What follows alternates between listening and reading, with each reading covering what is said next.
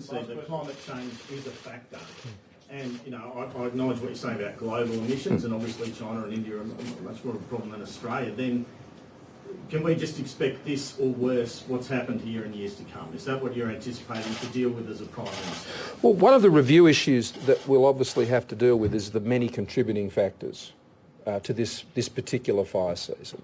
And we can't go beyond the drought.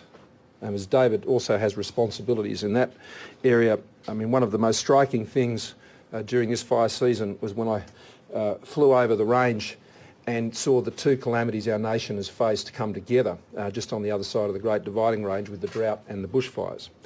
And obviously the drought has created a tinderbox around most of the country, and that has, through various forms of ignition, has seen these fires run for long periods of time, particularly when there's no dousing rain that has normally followed. Now, the longer term impacts of what this means for fire seasons was what was looked at going into this season. There were many concerns that this type of fire season would have occurred last year. I remember those briefings very, very vividly. And thankfully we were spared that last year, but it has certainly hit us this year. And that's the planning that was being put in place for last year obviously was going in place for this year.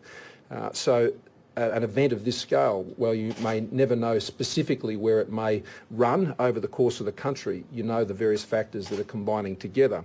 And part of the review process will need to look at those issues about the length. I mean, that's why the payments which I initiated not that many days ago was recognising the longer time of service that we're seeing volunteer firefighters have to engage in. And states in New South Wales and Queensland have now triggered those payments. They haven't been triggered in the other states at this point. But that is another factor which I think is assisting the Commissioner in New South Wales in terms of how he's deploying and being able to call up his resources. There's also the issues of fuel loads. That's very clear. I mean, that has been a constant source of feedback by those on the ground. Issues in national parks, issues of hazard reduction and how that has worked over a period of time, that needs to be looked at undoubtedly.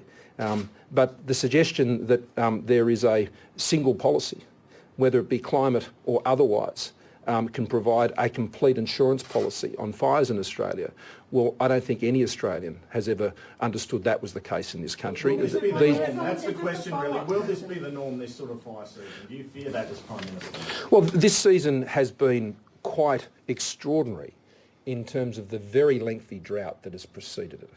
Now, let's hope in the future, and let's certainly hope as we go through this year that we will see that drought end, and that will hopefully ensure that we've got a different situation as we confront next year's fire season.